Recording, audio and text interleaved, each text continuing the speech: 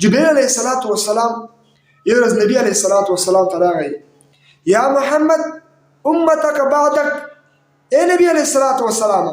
جبريل امین دا خبره کوي نبی علیہ السلام ته چې اے محمد صلی الله علیه وسلم تا نه بعد به ته امت څه حالت وي ته امت به څه شي کوي رسو فتنې را روان دي دجال به راوځي فتنې دي نبی علیہ الصلوۃ والسلام ورخطا شو نبی علیہ السلام جبريل ته ویل چې یا جبريل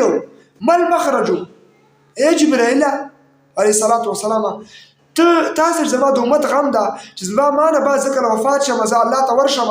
نو زما امت به څه شي کوي نو نبی علیہ السلام دغه پوښتنه د جبريل امین علیه الصلاة والسلام وکړه جبريل امین ورته ویلې کتاب الله اته امت دي الله په کتاب باندې ولګي دی الله کتاب تر څو په دې خلکو سره موجود دي دی ور باندې ایمان راوړي دی ور باندې عمل وکړي دوی به ګمراه نشي نو دا خبر جبريل امین نبی علیه الصلاة والسلام ته وکړه